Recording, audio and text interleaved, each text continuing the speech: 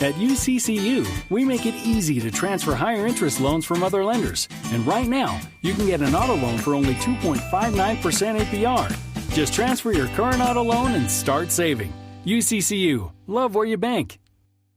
Spend your Labor Day weekend at the Soldier Hollow Sheepdog Classic, presented by your local Utah Toyota dealers. It's 4 days of family fun and exciting competition featuring the world's top sheepdogs. More info and tickets at soldierhollowclassic.com.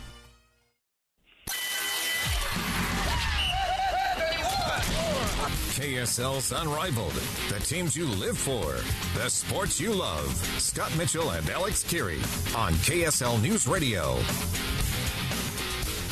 All right, everybody, welcome on in. It's KSL's Unrivaled. Alex Kirry, Scott Mitchell, thanks for being with us again. Another week. We are back at it again. And, Scott, last weekend, I was not the only person that tweeted this out. I think 1 million people did, but it was the last Saturday of no college football for quite some time. Starting this weekend, you're going to start seeing some of those first week 0 games rolling out, and I don't even care who's playing, Scott. Because it's like the winter solstice, Alex. The sun is actually now going in the right direction. Yes. There is hope for life here. Thank heavens. Joining us right now, one of the best prognosticators, if not the best, in the history of college football. Phil Steele joining us on the program. Phil Steele, of course, the magazine you can always find anywhere you want to find out about college football. You can go online to philsteele.com. Phil, thanks for being with us, man.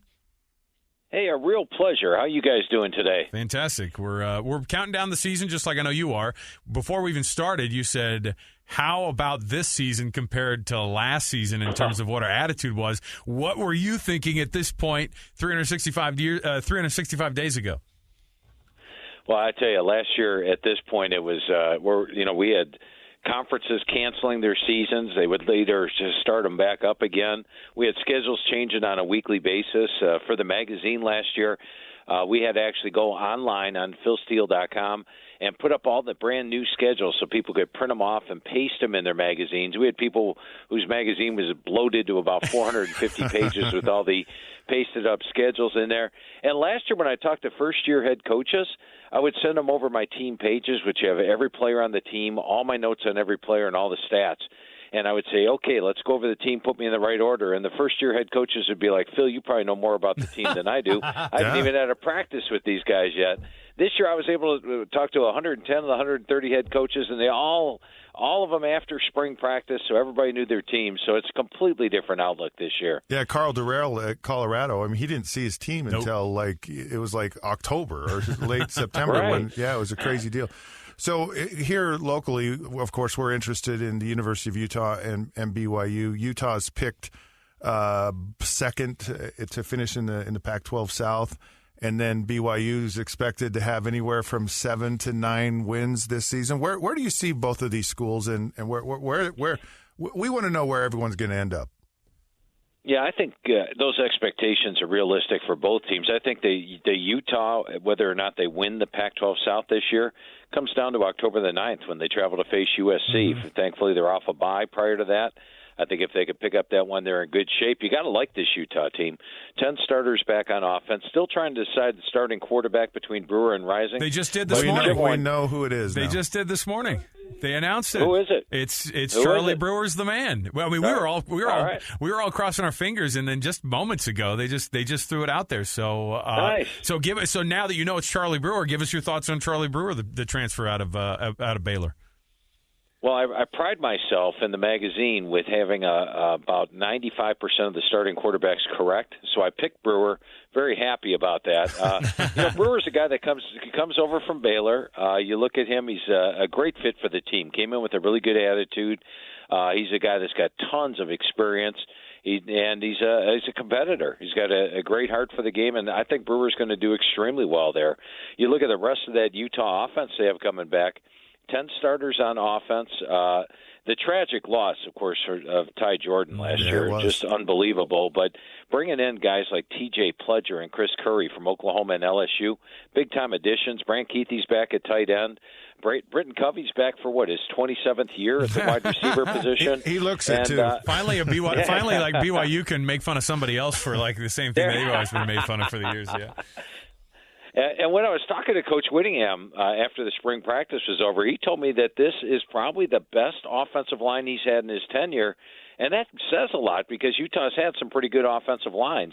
And then naturally, defensively, everybody's back, including Devin Lloyd at linebacker. So I think it's a Utah team that's probably going to be favored in every game but one this year. At USC is the only game they'll be a slight underdog.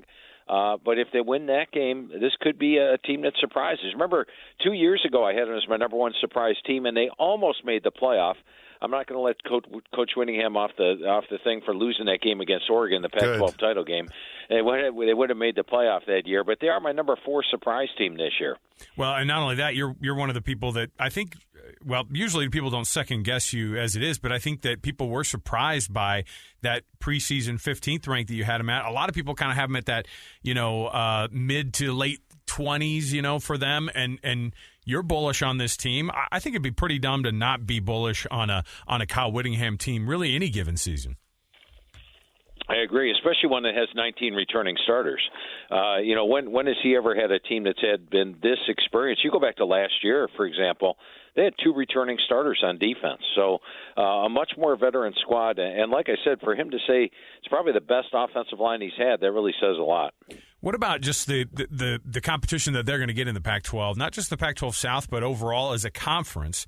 That's a conference. We were just at Pac-12 Media Days in L.A. A few weeks ago, and at the end of it, we're going, how is UCLA not have an amazing team every year? How does Stanford have any down year? All these teams, they have exceptional coaches in many respects, but the Pac-12 conference has always, in the last few years, has been struggling to really make themselves be that Power 5 conference and be respected like the other Power 5 conferences are. So where does Utah stack up against where the Pac-12 2021 teams are this year? Yeah, and I think one of the reasons is the balance in the conference. Everybody beats each other up, and you get to the end of the season, everybody's got 1 or 2 or 3 losses, and it hurts the chances of making the playoff.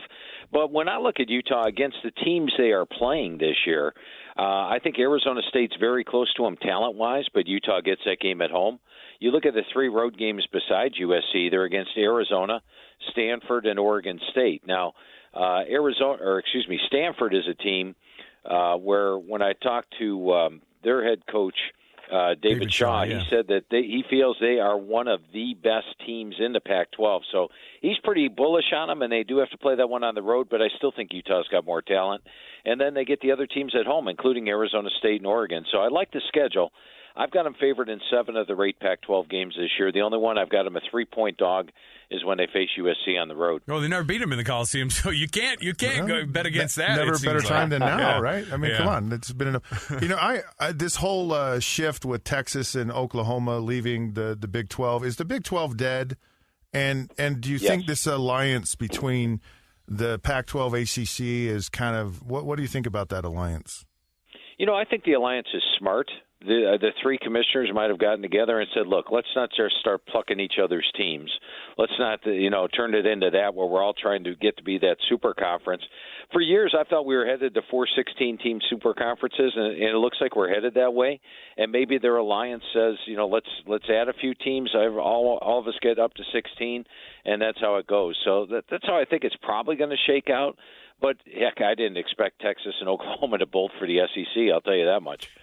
Phil Steele, our guest here on KSL's UnRivaled. Of course, philsteele.com. The magazines speak for themselves. And when I was a kid, it was, my brother played at UTEP, which is like I needed to understand what UTEP was or who anybody was on that team in 1997, 1998. And I remember picking up the Phil Steele magazine and seeing my brother's name in it and going, oh, Phil Steele knows who my brother is, man. And Phil Steele knows who everyone is. I'm just telling you. I know. Guys, amazing. All right, let's take a break real quick here. We'll come back. We'll have the rest of our conversation with Phil Steele. This time we're going to switch things over to the BYU side of things. We'll stick around. We'll ask some questions about Zach Wilson, if he saw that coming last year in terms of a performance. What about the idea that BYU could be in a better spot to be able to find themselves in a better conference situation, or is independence the best way to go? We'll ask Phil Steele next. We've got much more to go right here. Stay with us on KSL News Radio. It is KSL's UnRivaled.